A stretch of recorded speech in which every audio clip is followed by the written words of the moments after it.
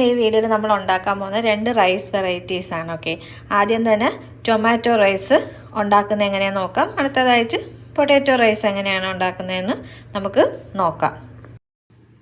Pan ചൂടായത് നമുക്ക് എണ്ണ ഒഴിച്ചു കൊടുക്കാം. ഇന്ന് ഞാൻ ഇവിടെ കോക്കനട്ട് ഓയിലാണ് യൂസ് ചെയ്യുന്നത്. സൺഫ്ലവർ ഓയിലാണെങ്കിൽ അതായിരുന്നാലും മതി കേട്ടോ. നമുക്കൊരു 2 ടേബിൾ സ്പൂൺ എണ്ണ ഒഴിച്ചു കൊടുക്കാം. നിങ്ങൾക്ക് നെയ്യ് വേണമെങ്കിൽ യൂസ് ചെയ്യാം കേട്ടോ. ഞാനിപ്പോൾ കോക്കനട്ട് ഓയിലാണ് യൂസ് ചെയ്യുന്നത്. അപ്പോൾ എണ്ണ ചൂടായിട്ടുണ്ട്. അതിലോട്ടൊരു 1/4 ടീസ്പൂൺ കടുക്, 1 ടീസ്പൂൺ ഉഴുന്നമ്പരിപ്പ്, 1 ടീസ്പൂൺ കടലപ്പരിപ്പ്, ഇതെല്ലാം കൂടെ ഇട്ട് നന്നായിട്ടൊന്ന് ചൂടാക്കുക. ഇത് ചൂടായ ശേഷം 1 ടീസ്പൂൺ പെരിഞ്ജീരകം, ആവശ്യത്തിന് കരിവേപ്പില, നന്നായിട്ടൊന്ന് വഴറ്റി കൊടുക്കുക. മീഡിയം ഫ്ലെയിമിലിട്ട് ഇത് ചൂടാക്കിയാൽ മതി. അടുത്തതായിട്ട് ഒരു സവാള, ഒരു വലിയ സവാള എടുത്തിട്ടുണ്ട്. ഞാനിന്ന് എടുത്തിരിക്കുന്നത് ഒരു വലിയ സവാളയും 3 തക്കാളിയാണ്.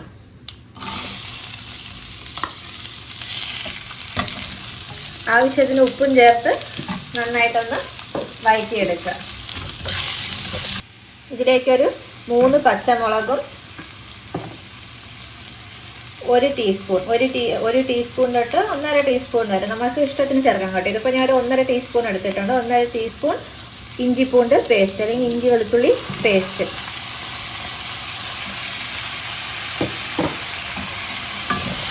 എല്ലാം നന്നായിട്ടൊന്ന് വഴറ്റുക.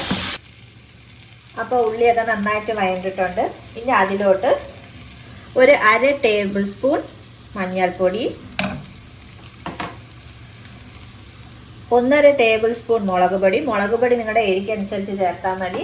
പിന്നെ ഗരം മസാല, ഇത് ഓപ്ഷണലാണ്, വേണമെങ്കിൽ ചേർത്താൽ മതി. ഇത് ഞാൻ ഇപ്പോൾ 1 ടേബിൾ സ്പൂൺ ഗരം മസാല ഇതിൽ ചേർക്കുന്നുണ്ട്. ഇനി പച്ചമണം മാറുന്നത് വരെ ഒന്ന് വഴറ്റി കൊടുക്കുക. ഇതൊന്ന് പച്ചമണം മാറി വരുമ്പോൾ അതിലേക്ക് 3 തക്കാളി, ഇത് ഞാനിപ്പോൾ ഒരു വലിയ തക്കാളിയും 2 മീഡിയം സൈസിലുള്ള തക്കാളിയാണ് എടുത്തിട്ടുള്ളത്. അപ്പോൾ 3 തക്കാളി ആഡ് ചെയ്ത് കൊടുക്കുക.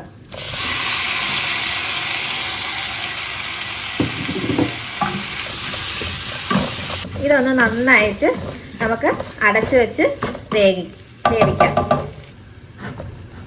ഇത് ഇടയ്ക്കൊന്ന് തുറന്നൊന്ന് ഇളക്കി കൊടുക്കണം കേട്ടോ.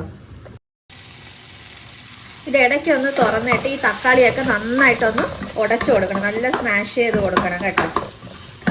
എന്നിട്ട് രണ്ടാമത് വീണ്ടും അടച്ചു വെച്ച് നമുക്ക് വേവിക്കാം. എണ്ണ പിരിഞ്ഞു വരുന്നതാണ് അതിൻ്റെ ഒരു പരുവം. ഇപ്പം നമ്മൾ ഉടച്ചു കൊടുക്കുക.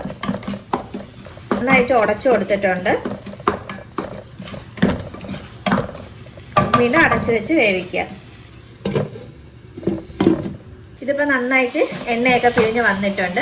നമ്മൾ അടുത്തതായിട്ട് ഇതിപ്പോൾ ഞാൻ ഒരു ബൗൾ, അതായത് 1 കപ്പ് അരിയാണ് എടുത്തിട്ടുണ്ടായിരുന്നത് കേട്ടോ. 1 കപ്പ് അരിക്ക് ഇത്രയും മസാല മതിയാവും കേട്ടോ.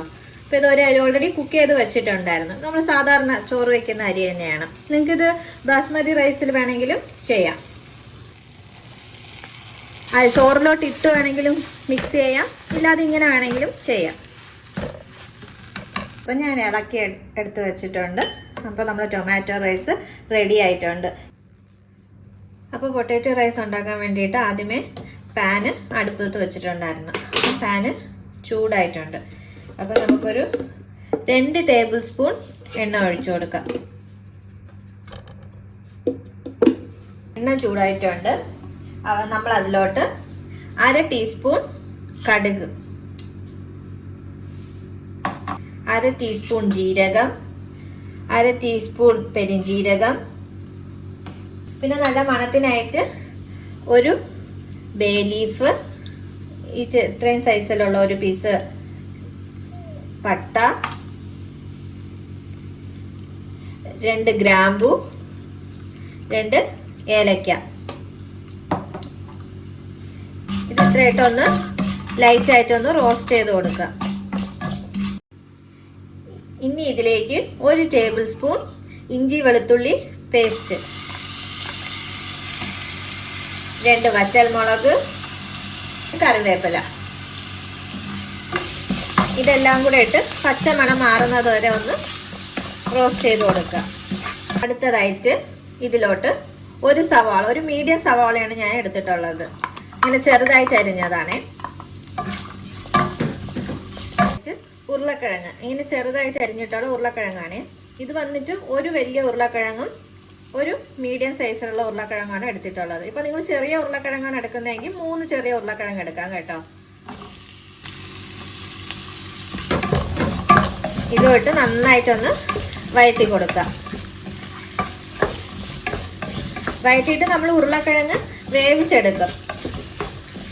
വെള്ളമൊന്നും ചേർക്കണ്ട, ഈ എണ്ണയിൽ തന്നെ കിടന്ന് വെന്തോളും. ഇല്ലെങ്കിൽ അങ്ങനെ നിങ്ങൾക്ക് ഇപ്പോൾ വെള്ളം ചേർക്കണമെന്ന് അടി പിടിക്കുമെന്ന് തോന്നുന്നുണ്ടെങ്കിൽ ചെറുതായിട്ട് വെള്ളം തളിച്ചു കൊടുത്താൽ മതി. ഈ സമയത്ത് നിങ്ങൾക്ക് ആവശ്യമായിട്ടുള്ള ഉപ്പും കൂടെ ചേർത്ത് കൊടുക്കുക. അപ്പോൾ ഉരുളക്കിഴങ്ങ് വെന്തിട്ടുണ്ട്. നമ്മൾ അതിലോട്ട് 1/4 ടീസ്പൂൺ മഞ്ഞൾപ്പൊടി, എരിവ് നിങ്ങളുടെ ആവശ്യത്തിനനുസരിച്ച്. ഇതിപ്പോൾ ഞാൻ 1.5 ടീസ്പൂൺ മുളക് പൊടി എടുത്തിട്ടുണ്ട്. അടുത്ത 1 ടീസ്പൂൺ ഗരം മസാല. പച്ചമണം പോകുന്നത് വരെ നന്നായിട്ടൊന്ന് വഴറ്റി കൊടുക്കണം. അപ്പോൾ പച്ചമണമൊക്കെ മാറിയിട്ടുണ്ട്. നമുക്കിനി ആവശ്യത്തിനുള്ള റൈസ്. ഞാൻ ഓൾറെഡി റൈസ് കുക്ക് ചെയ്ത് വെച്ചിട്ടുണ്ടായിരുന്നു. സാധാരണ നമ്മൾ ചോറ് കഴിക്കുന്ന അരി തന്നെയാണ് എടുത്തിട്ടുള്ളത്. നിങ്ങൾക്ക് ബസ്മതി റൈസ് വെച്ച് ഇത് ചെയ്യാൻ പറ്റും. ഇപ്പോൾ റൈസ് ഞാൻ ആഡ് ചെയ്ത് കൊടുത്തിട്ടുണ്ട്. ഇത് 2 കപ്പ് റൈസ് വരും കേട്ടോ.